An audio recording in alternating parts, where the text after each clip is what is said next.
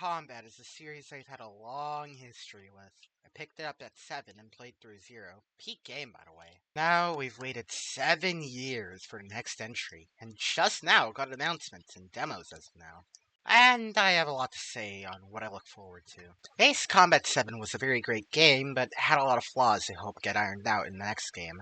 This video is a list of things I want in Ace Combat 8. First off, it's more planes. Ace Combat 7 had a good roster already, but it was missing quite a lot at launch, mostly being planes featured previously in the series. Now, sure, the game takes place in the farthest that the Strange Rail timeline has been in 2029. Now, I want to see some futuristic planes, similar to what we had in Ace Combat 3. But aside from some of the planes in 3, I want to see newer planes get added, like the Su-24, the F-111, the Su-25, and the X-29.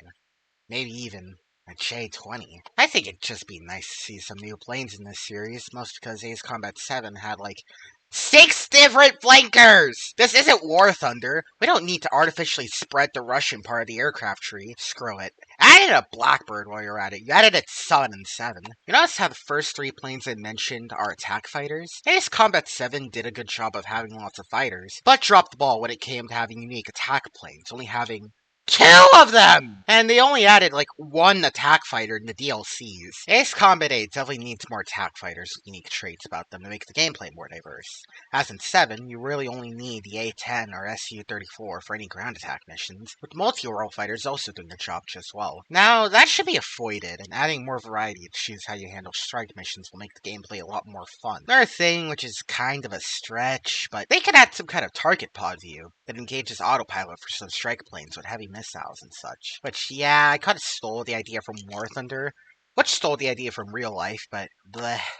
It would add cool gameplay to strike missions, which would have just the standard go and shoot missiles and bullets and then climb up and go for another strafe, and turns it more tactical and strategic. Now, one of the main selling points of this game is the multiplayer. They advertised it a lot in trailers. The multiplayer would be expansive and have a lot more customization, and hopefully not dead in the dirt like Ace Combat 7's multiplayer is like. Back there, the only modes we had were free-for-all, okay, I'm not calling it Battle Royale, and Deathmatch, both being air-to-air with quams being shoved down everybody's air intakes. I hope they do a better job at balancing it. Another thing they really could just make attack Another thing is, they really could just make attack planes go from shitpost D-tier fighters and make them important by adding ground units to kill alongside the players. Another thing I hope they do about online is not have it be pay to win or super expensive like Infinity was. I saw the fact they were going to do a battle pass system, and I really hope they do it like Halo Infinite, where the battle passes can be bought and leveled even after the season ended. It's just a good way not to lock content behind time and makes it easier to get into. I have no idea how to transition, so...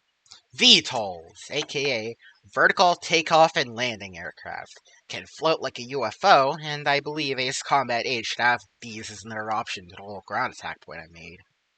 Ace Combat 7 had an F-35, but it was the Naval C variant, which if you know your F-35 variants, it doesn't have the iconic VTOL, with it being the F-35B. Now, some people might argue that they have no idea how to do the whole VTOL mechanic in 7, but I have a solution.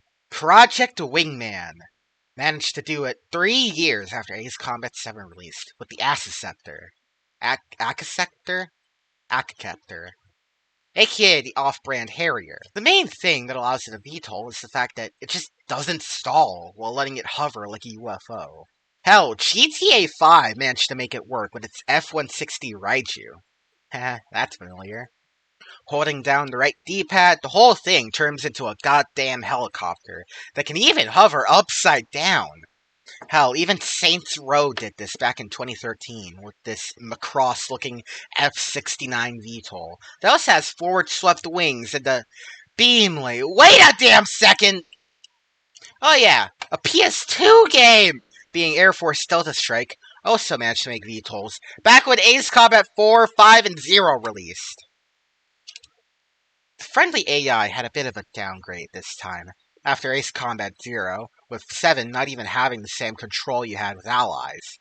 In Zero, you had Pixie and later PJ that would follow several commands from your D-pad, which they completely gutted in 7 by having the D-pad do nothing at all. But anyways, the system they had in Zero, where you could outfit your allies with special weapons, and in 5 with new planes, would be really cool, considering the trailer hinted at more story focus with the crew and having them have planes. It'll feel like a really good part of the gameplay loop. I think higher emphasis on customization can make the game a lot more fun and special. Customizing a plane to the user adds a whole lot to the whole fighter pilot fantasy the series is about. Slapping anime girls onto $18 trillion fighter jets, and one of the things I think would make Yusukabe a bit better, is allowing the placement of decals anywhere on the plane. Sure, liveries are nice and all, but decals which should be more of a big thing in 7. We had liveries, and decals could only be put on either the nose, wings, or tail, which is okay enough, but it shouldn't be that hard to code in something similar to what they have in War Thunder, where you can just not only have multiple decals at a time, but also put them anywhere on the plane. And it'd be better to bring some special weapons that weren't on very few planes to much more of a spotlight. You know, like the machine gun pod, which is only on the MiG-21. And also some other weapons, like the pulse lasers, and, dare I say, guided rockets. Now, just a smaller nitpick, but I feel like the guns in 7 aim less straight than a company profile in Pride Month. Anytime you move the plane lightly, they jiggle around more than a stripper going for overtime pay. And most enemies move well enough not to be hit by them. I'd argue that, if anything, gunplay should feel much more like the gunplay in the PS2 trilogy or Project Wingman. They shouldn't be tied into, the plane's rotation and, jiggling and shit. As the PS2 era felt buttery smooth while having the depth with how you maneuver, and it doesn't jitter anytime you slightly move any of the controls. That's pretty much it for this video. Thank you for watching, and I'm out of here. Also, like and subscribe for PNG Dog.